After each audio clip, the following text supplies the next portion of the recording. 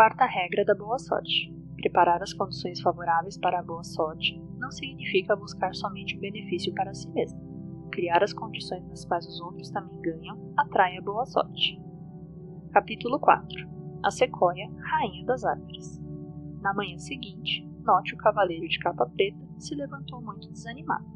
Considerando as informações do gnomo e da dama do lago, estava perdendo tempo. Seu empenho não seria em vão. Chegou a pensar em voltar. No entanto, a viagem até o Bosque Encantado tinha sido longa, e já que estava ali, optou por ficar até o 7º dia. Talvez finalmente encontrasse alguém que lhe dissesse onde achar o trevo mágico de 4 folhas. Note não sabia o que fazer. Com quem poderia falar agora? Montado em seu cavalo, vagou pelo bosque sem saber aonde ir. Cruzou com toda espécie de seres estranhos, mas não achou nenhum trevo. Enquanto cavalgava, olhava para o chão procurando uma pista capaz de indicar onde o trevo poderia germinar. De repente, percebeu que ainda não falara com a sequoia, o primeiro habitante do Bosque Encantado. Ela saberia lhe dizer algo. Como diziam que a sequoia era a primeira árvore nascida no Bosque Encantado, ele cavalgou até o centro da mata, onde a encontrou. Note apeou do cavalo e aproximou-se. Sabia que naquele bosque todos os seres vivos, inclusive muitos dos inanimados, tinham capacidade de falar. Assim, dirigiu-se à sequoia e perguntou: Sequoia, rainha das árvores, você consegue falar? Não houve resposta. Ele insistiu: Sequoia, rainha das árvores, estou lhe fazendo uma pergunta. Faça o favor de me responder. Não sabe quem eu sou? Sou o cavaleiro Note. A sequoia começou a mexer seu impressionante tronco e disse ao cavaleiro: Já sei quem você é. Por acaso não sabe que conheço cada uma das árvores deste bosque? Não sabe que através de nossas folhas todas estamos em contato físico umas com as outras? As informações correm rapidamente através de nossos galhos. Faça sua pergunta se quiser, mas depois vá embora. Estou cansado. Tenho mais de 1000 anos. Falar me cansa. Serei breve, respondeu Note. Soube que é possível que dentro de 3 noites nasça no Bosque Encantado o trevo mágico de 4 folhas, o trevo da sorte ilimitada. Mas tanto o gnomo como a dama do lago me disseram que jamais cresceu um só trevo aqui. Você vive neste bosque desde que ele existe. Sabe de tudo o que acontece porque conversa e sempre conversou com todas as árvores. Minha pergunta é muito simples. É verdade que nunca houve trevo neste bosque? A sequoia levou um tempo para responder. Passeou por sua memória de 1000 anos, revendo todos os anos de sua vida em cada um dos 1000 anéis que formam o interior de seu largo tronco. Isso demorou. Como os minutos iam passando, o cavaleiro Note perdeu a paciência. Vamos, responda. Estou com pressa, protestou. Estou pensando. Estou recordando. Você é impaciente como a maioria dos seres humanos. Seria melhor se vocês fossem como as árvores, que são muito mais pacientes. Passaram-se mais alguns minutos. Note, muito apressado, deu a volta para ir embora, pensando que a sequoia não queria responder. Ela, porém, começou a falar justamente no momento em que o cavaleiro se preparava para partir. Como se fosse uma bibliotecária que tivesse revisto 1000 fichas de livros à procura de uma obra específica, a árvore respondeu ao fim de sua pesquisa. Está certo, nunca nasceu um trevo no Bosque Encantado, muito menos um trevo mágico de 4 folhas. Em tempo algum, nestes 1000 anos. Nunca. Note ficou desolado. Provavelmente, Merlin teria recebido uma informação errada.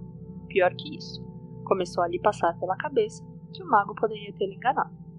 Note sentiu-se deprimido de verdade. Era o 3º habitante do bosque que dizia não haver sorte para ele.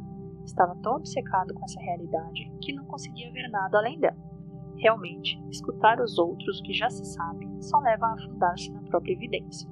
Qualquer pessoa que, como Note, estivesse obcecada em saber se há ou não trevos no bosque, não conseguiria pensar em outra coisa que não fosse isso. Ele não se deu conta de que era preciso fazer alguma coisa a respeito.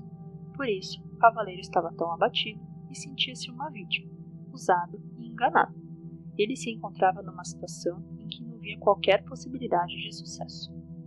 Naquela manhã, o cavaleiro Cid se levantou mais satisfeito do que no dia anterior. Observou alegre tudo o que já havia providenciado, terra fértil e água em abundante. Se o lugar em que nasceria o trevo mágico fosse este, agora ele precisaria saber o quanto de sol e de sombra seria necessário. Cid era um cavaleiro e não um especialista em jardinagem, por isso tinha que falar com alguém que conhecesse muito bem as plantas e as árvores. Mas quem? Logo se lembrou. Claro, como não? A sequoia é a árvore mais sábia do bosque. Ela saberá quanto de sol é necessário para um trevo. Cid cavalgou até o centro do Bosque Encantado. desceu de seu cavalo, foi até a árvore, como pouco antes havia feito Nod. Aproximou-se dela e perguntou: Distinta sequoia, rainha das árvores, deseja falar? Não obteve resposta, mas insistiu.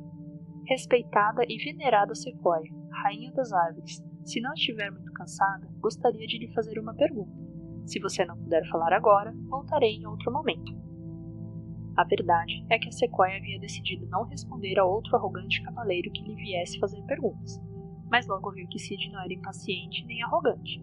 Pela amabilidade de suas palavras e seu respeitoso gesto de inclinar a cabeça e apoiar o joelho no chão, ela decidiu que era uma pessoa distinta. Quando ele já estava indo embora, ela o chamou. É verdade que estou cansada. Diga-me, porém, qual é a pergunta? Obrigada por me responder, rainha das árvores. Minha pergunta é muito simples. Quanto de sol é preciso para que um trevo possa nascer, no caso de dispor de terra nova e água suficiente? Disse a árvore. Dessa vez, contudo, levou bem menos tempo para se pronunciar, porque conhecia perfeitamente a resposta. Um trevo precisa tanto de sol como de sombra, mas não há um lugar assim por aqui. Como você já deve ter percebido, neste bosque só tem sombra, por isso nunca nasceu um trevo por aqui. Essa é a resposta à sua pergunta. Até logo. Mas o cavaleiro Cid não desanimava facilmente. Espere, só mais uma pergunta, eu lhe imploro. Você que é a rainha das árvores, me permite podar alguns galhos de suas súditas? Tenho sua autorização para fazer isso? A sequoia respondeu: Minha permissão não é necessária. Você tem apenas que tirar as folhas e os galhos secos. Neste bosque, ninguém jamais trabalhou para manter limpas as copas das árvores. Nossos galhos nunca foram podados, por isso a luz não penetra aqui. Os moradores deste lugar são preguiçosos e sempre deixam suas obrigações para amanhã.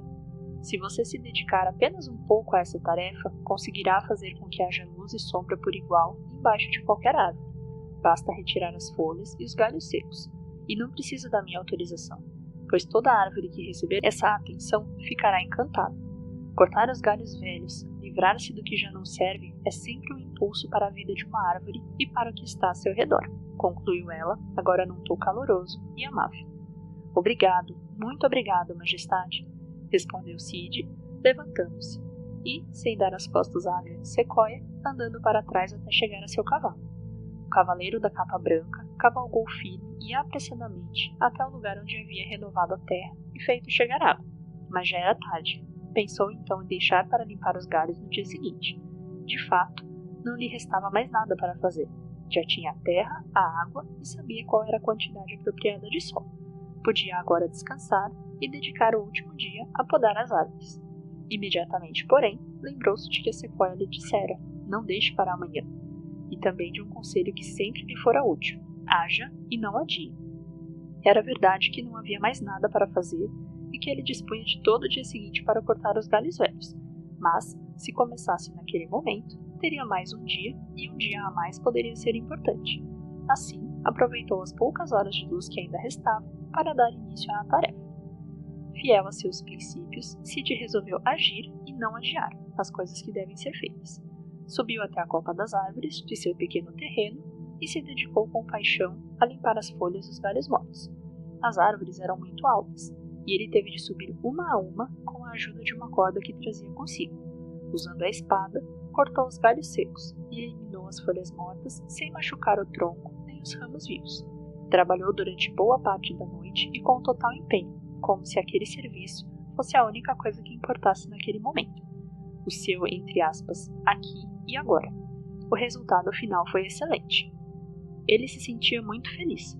Curiosamente, não se preocupava mais com o fato de que o trevo mágico de 4 folhas pudesse ou não nascer no lugar que ele escolhera para renovar a terra, canalizar a água e limpar os ramos e as folhas. Afinal, já sabia do que um trevo precisava para germinar e tinha cuidado de tudo. A que tarefa se dedicaria no dia seguinte? Talvez ainda houvesse alguma coisa que aparentemente não fosse necessária, mas imprescindível. Sentiu que se alegrava com o que estava fazendo, que se dedicava com paixão e que tudo aquilo tinha sentido, qualquer que fosse o resultado final. Uma noite mais, Cid visualizou seu trevo mágico dessa vez lindamente enraizado na terra úmida do pequeno espaço que havia criado.